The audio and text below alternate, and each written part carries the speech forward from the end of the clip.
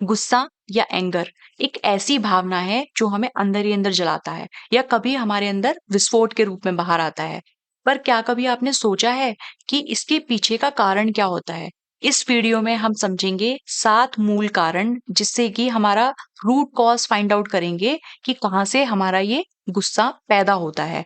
क्योंकि जब तक हम इसे समझेंगे नहीं, तब तक हम अपने अंदर बदलाव नहीं ला सकते।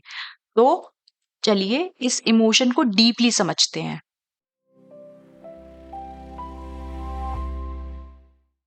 नमस्ते दोस्तों, मैं डॉक्टर शीतल आप सभी का डॉक्टर शीतल होम्योपैथी में स्वागत करती हूँ।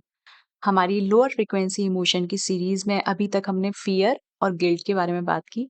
आज हम बात करेंगे एंगर या गुस्से के बारे में। तो डॉक्टर डेविड हॉकिंस के अकॉर्डिंग जो उनका स्केल है, उसमें गुस्सा या एंगर की जो फ्रीक्वेंसी है वो है हमारी 150। तो ये बहुत ही लोअर फ्रीक्वेंसी है। और अभी तक हम देख रहे हैं कि जितने भी हमारे लोअर फ्रीक्वेंसी इमोशंस हैं, जब भी हम उसमें कंटिन्यूअस बने होते हैं, लॉन्ग टर्म में बने होते हैं, तो हमारी बॉडी के ऊपर भी उसका असर दिखता है। पहले हमारी माइंड के लेवल पे चीजें होती हैं, हम अपने थॉट्स के रूप में, हम अपने इमोशंस के रूप में सारी चीजों को फील करते हैं। और फिर अगर हम लॉन्ग टर्म पे उसी इमोशन में बने रहते हैं, तो हमारी बॉडी के ऊपर सिम्टम के रूप में हमारे इमोशंस दिखते हैं। अब क्योंकि हम बात कर रहे हैं आज गुस्से के बारे में, तो उससे क्या होगा, हमारी बॉडी के अंदर हमारी हार्ट बीट बढ़ेगी जब हम गुस्से में होंगे। या आपने कभी नोटिस किया होगा कि जब हम फियर में होते हैं, तो हमारे अंदर 2 तरीके के रिएक्शन होते हैं। उस टाइम पे हमारी बॉडी 2 तरीके के रिएक्शन देती है। पहला होता है, या तो हम उस सिचुएशन में फ्रीज हो जाते हैं, रुक गए, हमें समझ ही नहीं आ रहा कि आगे क्या करना चाहिए। और दूसरा हमारा होता है कि हम वहां से भाग गए। तो फियर में हमारे 2 तरीके के रिएक्शंस होते हैं। अगर हमें लगता है कि सामने वाले इंसान से हम लड़ सकते हैं या हम उसको डील कर सकते हैं उस सिचुएशन को, तो हम वहां से डील करेंगे, उसको आर्ग्यू होगा, आर्ग्यूमेंट होगा या जो भी जिस भी तरीके की सिचुएशन होगी। लेकिन अगर हमें लगता है कि सामने वाला इंसान या सिचुएशन हमारे लिए टॉक्सिक है या हम उस चीज से डील नहीं कर सकते उसको, तो हम वहां से चले जाते हैं। तो हम 2 तरीके के रिएक्शन देते हैं जब भी हम फियर में होते हैं। अब हम गुस्से में होते तो क्या होता है, हमारे गुस्से में होने की वजह से आप कभी भी फील करना कि गुस्सा आपको एनर्जी देता है। आपको फील होगा कि आपके अंदर बहुत एनर्जी आ गई है। तो जो हमारे हार्मोन्स रिलीज होते हैं, जो हमने अभी तक बात की कि हमारे ब्रेन में एक पार्ट होता है एमिगडाला, तो उसकी इमोशनल हाईजैकिंग हो जाती है। ये जो वर्ड है, ये जो टर्म है इमोशनल हाईजैकिंग, ये हमारे डैनियल गोलमैन है जिनकी बुक है इमोशनल इंटेलिजेंस, उन्होंने इसे ये नाम दिया है कि क्या हुआ, हमारे जो डिसीजन मेकिंग जो होती है वो हमारी रुक जाती है इन इमोशंस में रहने की वजह से। और हमारा जो कंट्रोल होता है वो पूरी तरीके से हमारे एमिगडाला ले लेता है।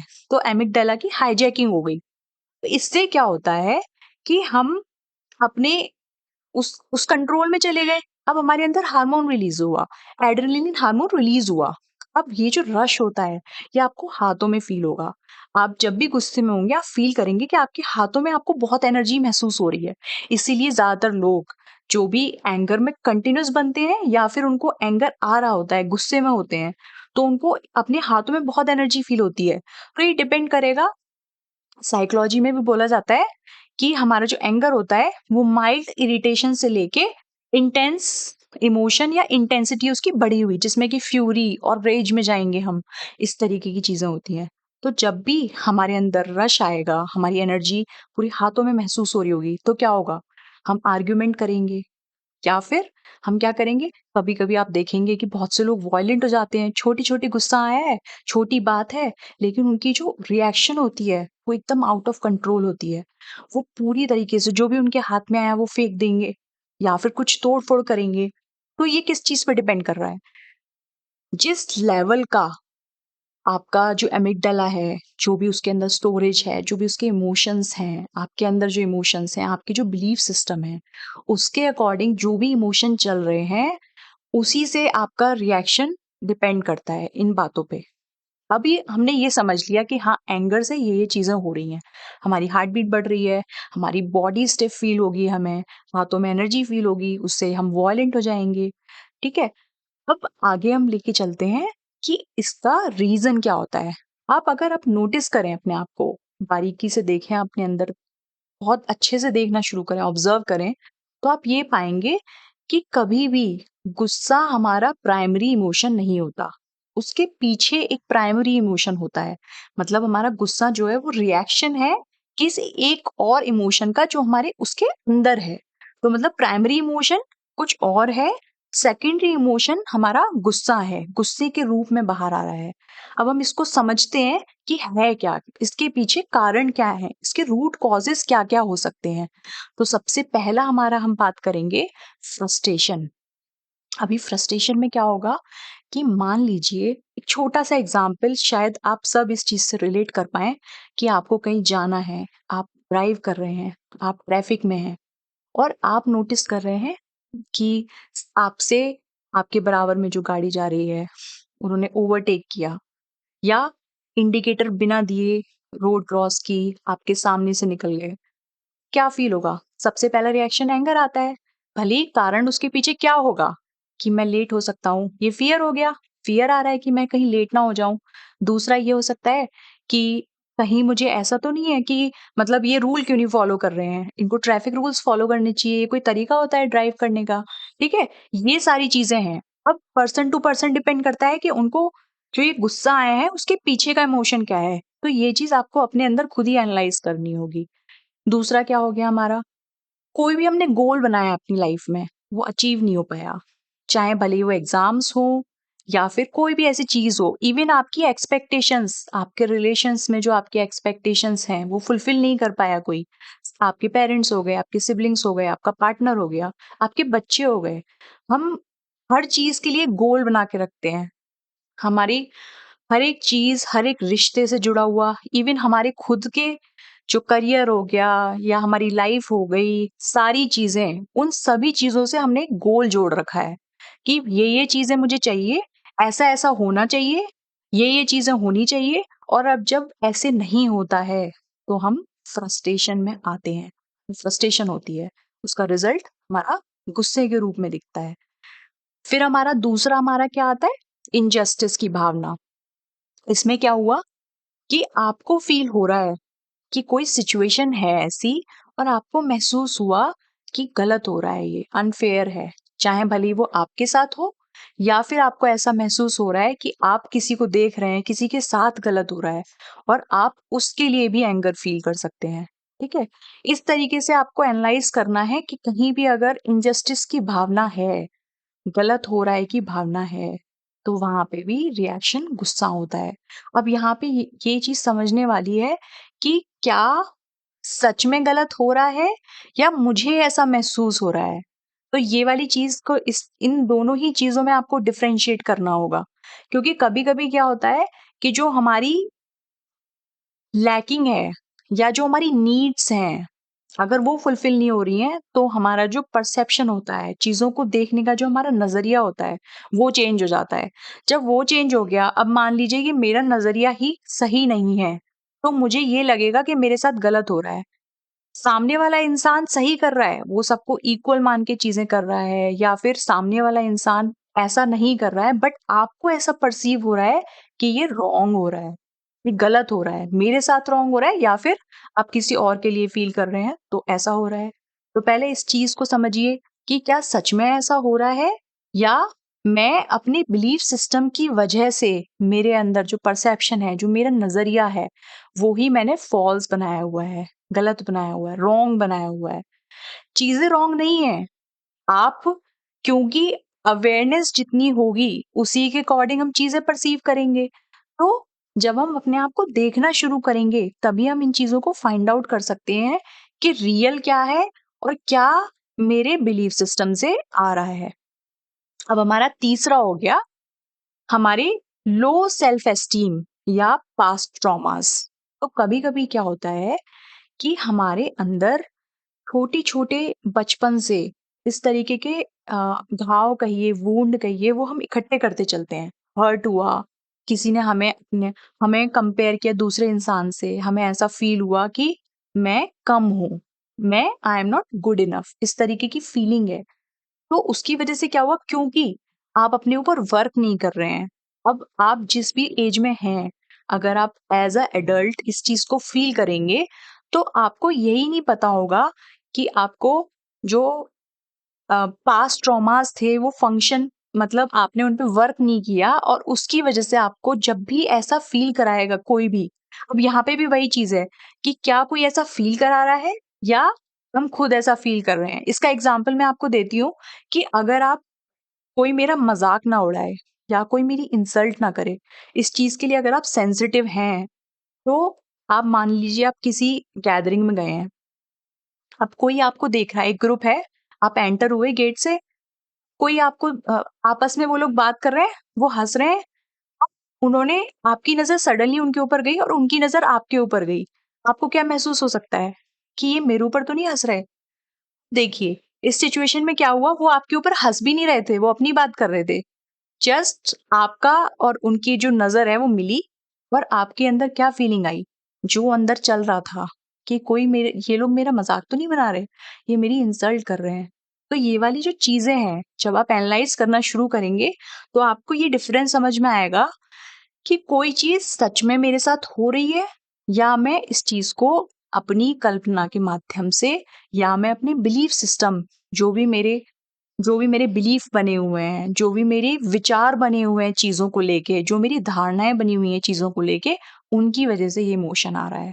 फिर हमारा 4th हुआ अनमेट इमोशनल नीड्स।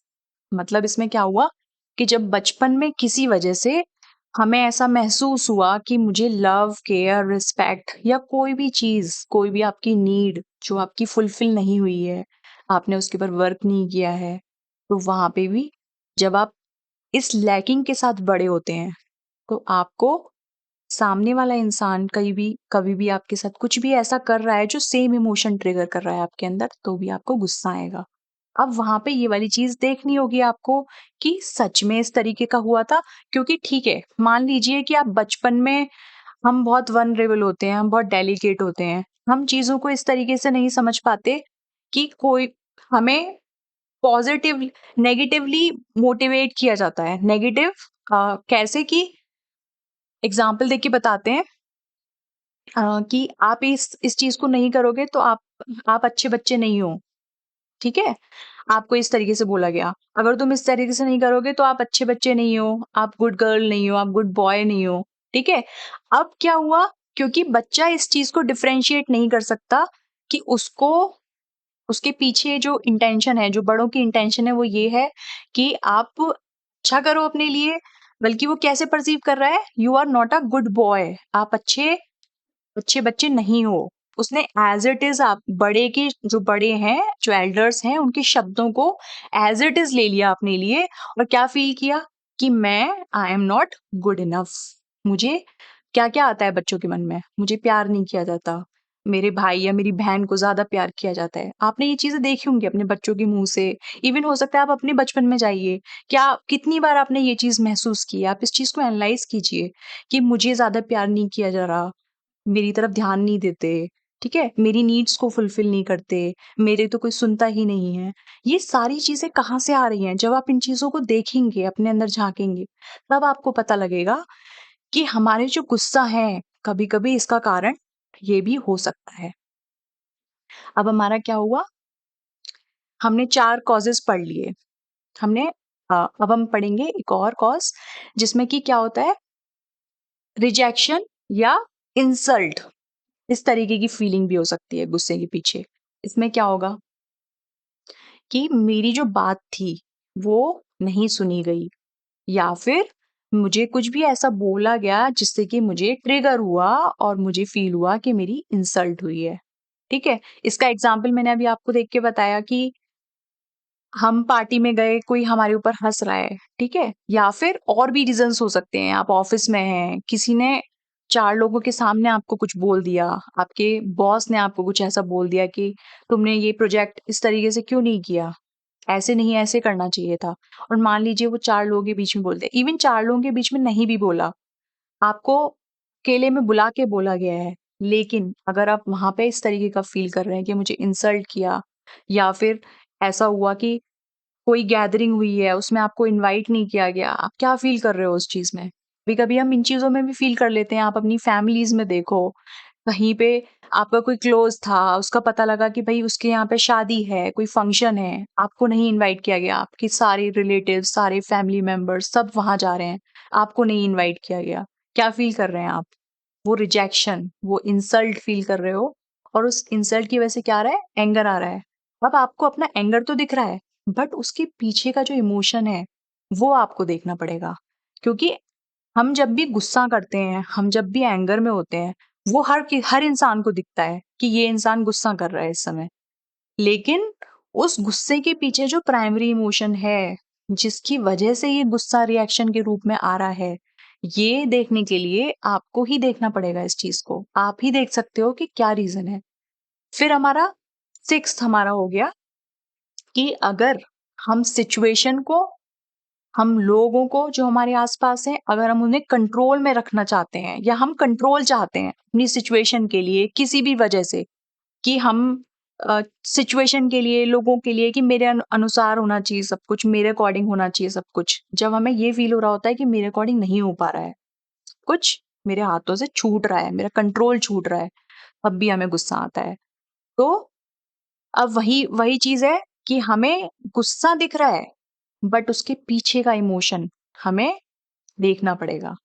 और लास्ट हमारा है कि साइकोलॉजी में एक टर्म होती है, एक थ्योरी है, सोशल लर्निंग थ्योरी। इस थ्योरी के अकॉर्डिंग क्या है कि हम छोटे थे, इमेजिन करिए अपने आप को, आप छोटे बच्चे हैं, आपके पेरेंट्स में से कोई गुस्सा करता है, हर बात पे वो रिएक्शन उसका गुस्से में होता है, या फिर आपकी सराउंडिंग में कोई भी बड़ा है, ज़रूरी नहीं है कि आपके पेरेंट्स हों, कोई भी जो हर वक़्त ही गुस्से में है, लेकिन वो एडल्ट होगा। या इवन आप देखोगे कि अगर बच्चे भी हैं, तो जो छोटे भाई-बहन होते हैं, छोटे बच्चे होते हैं, वो अपने से बड़े जो बच्चे होते हैं, सिबलिंग हो गए, कज़िन्स हो गए, आस-पास के लोग हो गए, नेबर में हो गया, बड़े भाई, बड़े सिस्टर या ब्रदर हो गए, या एज में थोड़े बहुत भी बड़े हैं, उनसे बहुत जल्दी इन्फ्लुएंस होते हैं। मान लीजिए कि कोई अपने पेरेंट्स पे गुस्सा करता है या फिर उसका नेचर ही गुस्से वाला है, तो वो बच्चा जो है वो उस चीज़ से इन्फ्लुएंस होता है। इन्फ्लुएंस होके क्या करता है? अपने अंदर वो ले आता है, उस इमोशन को ले आता है। तो ये हो गया सोशल लर्निंग थ्योरी। इसके अकॉर्डिंग कोई और हमने गुस्सा करते हुए देखा, अगर हमारा बचपन ही पूरा उसमें बीता है कि ये इंसान हर वक़्त गुस्से में रहता है और किसी वजह से हम उस चीज़ से इन्फ्लुएंस हो गए, हमने अपने अंदर वो चीज़ ले आए और हमारा भी नेचर वैसा ही हो गया, गुस्से वाला नेचर ही हो गया, शॉर्ट टेम्पर्ड ही हो गया। तो यहाँ पे हमारा जो लास्ट कॉज़ है, वो ये हो सकता है। तो अब अपनी सिचुएशन को एनालाइज़ करिए और देखिए कि मेरे अंदर इनमें से क्या चीज़ें हैं। ज़रूरी नहीं है कि सिर्फ़ एक मिलेगा, हो सकता है मल्टिपल मिल जाएँ, हो सकता है सातों के 7 हो सकता है 6 हो सकता है 2 हो और हो सकता है 1 हो। जो भी रीज़न है, उसको फाइंड आउट करिए। अभी मैं आपको एक स्टोरी सुनाती हूँ, जो डैनियल गोलमैन की बुक इमोशनल इंटेलिजेंस में मैंने पढ़ी थी, एंगर से रिलेटेड। मैं आपको उसके साथ आपके साथ शेयर करती हूँ उसको। उसमें क्या था कि एक टीचर और एक स्टूडेंट की स्टोरी है, और उसमें क्या होता है कि ये जो बच्चा है, स्टूडेंट है, ये बहुत इंटेलिजेंट है और इसका एकेडमिक इंटेलिजेंस बहुत ज़्यादा है, बहुत ब्रिलियंट बच्चा। और अब उसका जो करियर है, वो एक टर्न लेगा। तो क्या हुआ कि टीचर ने असाइनमेंट दिया, टीचर ने इवैल्यूएट किया, मार्क्स दे दिए। वो जो मार्क्स थे, जितनी नीड थी उसको, जिससे कि वो अपने कॉलेज में एडमिशन ले सकता था, उससे वो कम कम थे। चाहे रीज़न कुछ भी रहा हो, बट वो कम थे। अब वो बच्चा क्या फ़ील किया इस चीज़ में, उसको लगा कि उसको गुस्सा आया। अब यहाँ पे क्या हुआ, हमारा जो नियोकॉर्टेक्स है, जो हमारा राइट और रॉन्ग की समझ वाले पार्ट है, वो हो गया ब्लॉक, क्योंकि इमोशनल जो एमिगडाला था, उसकी हाइजैकिंग हो गई। अब एमिगडाला हमारा जो इमोशनल सेंटर है, वो हमारा कंट्रोल ले लिया। उस बच्चे के साथ क्या हुआ कि वो अपने घर से नाइफ लेके गया और उसने अपने टीचर के कॉलर बोन पे स्टैब कर दिया। अब क्योंकि उनको तो तुरंत हॉस्पिटल ले जाया गया, वो ठीक हो गए। अभी सोचने वाली बात ये है कि अगर आप ये सोचते हैं कि लिटरेसी, पढ़ा-लिखा होना, ना होना, इन चीज़ों से कोई फ़र्क नहीं पड़ता। वो बच्चा ब्रिलिएंट था अपनी क्लास में, बट उसका 1 सेकंड का गुस्सा उसकी लाइफ़ को कैसे टर्न कर दिया पूरा, ठीक है? तो ये समझना होगा कि अगर हम अपने इमोशंस पे वर्क नहीं करेंगे, तो एंड रिज़ल्ट फिर बाद में क्या होता है कि हम जब गुस्से में कुछ भी बोल देते हैं, हम कुछ ऐसा एक्शन ले लेते हैं, जो हमें ये लगता है कि हम इसके कुछ अलग भी तो कर सकते थे, कुछ अलग भी तो हो सकता था, या मैंने ऐसा क्यों किया? फिर बहुत सारे इमोशंस जनरेट होते हैं एंगर के बाद। तो आप ये देखिए कि उस 1 सेकंड का गुस्सा आपके रिलेशंस को खराब करता है। आप वर्क वर्क एनवायरनमेंट में हैं तो आपके काम को खराब करता है। आपके कलीग्स के साथ, आपके बॉस के साथ सारे आपके रिश्ते खराब होते हैं और सबसे इम्पोर्टेंट आपकी हेल्थ खराब होती है। तो अगर आप अपने आप को चेंज करना चाहते हैं, तो पहले तो ये वाली चीज़ माननी होगी कि हाँ, मेरे अंदर ये लोअर फ्रीक्वेंसी इमोशन चल रहा है, क्योंकि जब तक हम इस बात को एक्नॉलेज नहीं करेंगे, तब तक हम चेंज नहीं कर सकते। इन चीज़ों को कोई भी ऐसा नहीं है कि कोई बुक पढ़ ली, कुछ कुछ वीडियो देख ली और बस हो गया। अपने ऊपर काम करने का कोई शॉर्टकट नहीं है। इनर वर्क का कोई भी शॉर्टकट नहीं है। जब तक हम इस चीज़ को एक्नॉलेज ना करें कि हाँ, मेरे अंदर ये इमोशन है, मैं इस चीज़ को स्वीकार करता हूँ या करती हूँ और फिर उसके बाद अब मैं इस चीज़ से डील करने के लिए, इसको चेंज करने के लिए मैं क्या कर रही हूँ या क्या कर रहा हूँ।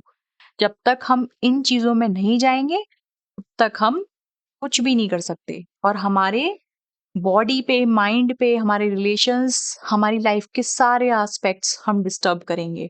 तो आज के लिए इतना ही। मैं अगले वीडियो में आपके लिए सॉल्यूशंस लेके आऊँगी कि हम एंगर को कैसे मैनेज करें। आप सभी का वीडियो से जुड़ने के लिए, ध्यानपूर्वक सुनने के लिए आप सभी का बहुत-बहुत धन्यवाद।